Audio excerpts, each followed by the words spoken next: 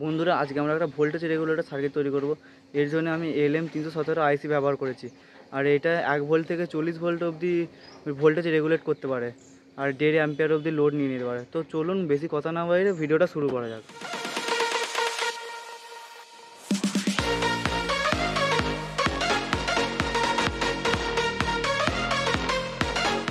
প্রথমে বাক্সটা খুলে দেখে নিই এর কি ভেতরে কী আছে। প্রথমে একটা 100 পটেনশিয়াল মিটার আছে, তারপর একটা LM317 আইসি আছে। এটা টি আছে, আমার কাছে LM17 টি আছে। এই আইসিটা প্রায় 1.5 অ্যাম্পিয়ার অবধি লোড নিয়ে নেয়। তারপর একটা হিটসিঙ্ক নিয়ে নিয়েছি, একটা সুইচ নিয়ে নিয়েছি, আর আগের ভিডিওতে যে ভোল্টেজ লেভেল ইন্ডিকেটরটা তৈরি করেছিলাম সেটা নিয়ে নিয়েছি, আর দুটো 1K রেজিস্টার নিয়ে নিয়েছি, আর একটা হিটসিংয়ের সাথে ওই LM317 আইসিটা লাগাবার জন্য একটা স্ক্রু নিয়ে নিয়েছি, আর একটা ঠোঙা নিয়েছি সব সার্কিটটা ওর ভেতরে লাগাবো বলে।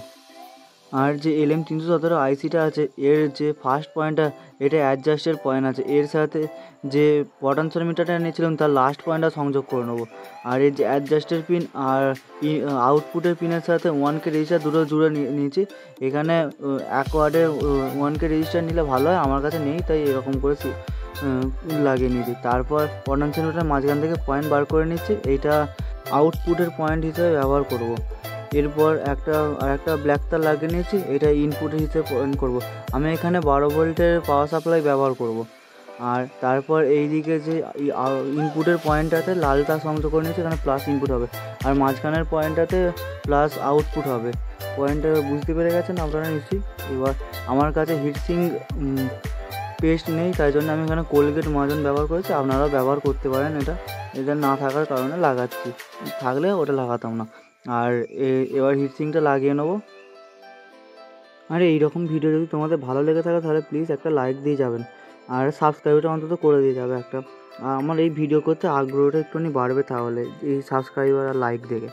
যেই ইন্ডিকেটরটা আগে তৈরি করেছিলাম তার প্লাস মাইনাসে দুটো তার সংযোগ করে নিচ্ছি। আগের ভিডিওতে দেখানো আছে প্লাস মাইনাস কোনটা হবে আর কীভাবে এটা তৈরি করা হয়।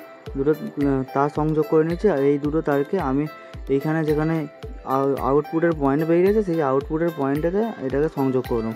এটা আপনারা চাইলে লাগাতে পারেন, না লাগাতে পারেন।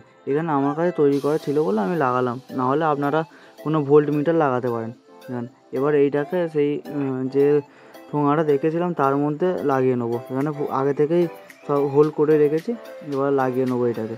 আর আপনারা কে কোথা থেকে ভিডিওটা দেখছেন প্লিজ কমেন্ট করে একবার বলবেন, আমার এটা জানতে আগ্রহ হচ্ছে আমার ভিডিও কোথা থেকে কে দেখে। আমার এখানে পটেনশিয়াল মিটার লাগানো কমপ্লিট হয়ে গেছে। এবার সুইচটাকে লাগিয়ে নেবো। সুইচের এমনি সিম্পল কানেকশন, যেখানে ইনপুটের তার ঢুকেছে সেইখানে প্লাস তারটাকে কেটে নিয়ে সেইখানেতে সুইচে লাগিয়ে নেবো। এটা নিচে আপনারা জানেন এরকম করে লাগিয়ে নিয়েছি তারটাকে। সহজ কানেকশন, পুরো সিম্পল জিনিস আছে, আপনারাও করতে পারেন। মিনিমাম 30 থেকে 40 টাকা খরচা হবে, তার মধ্যে এটা তৈরি হয়ে যাবে। আমার এখানে কমপ্লিট হয়ে গেছে তৈরি করা। এবার আপনাদেরকে দেখে দিই কীরকমভাবে মিটার দিয়ে মাপতে। আমি এখানে ইনপুটে তারগুলো লাগিয়ে নিয়েছি, আর তার সাথে মাল্টিমিটার লাগিয়ে নিয়েছি। এবার আউটপুটের তারগুলোও লাগিয়ে নিয়েছি। এবার ভোল্টেজটা বাড়াচ্ছি যখন দেখুন কীভাবে এলইডিটা জ্বলছে, তার সাথে ভোল্টেজটাও কীরকম করে আপ হচ্ছে দেখুন।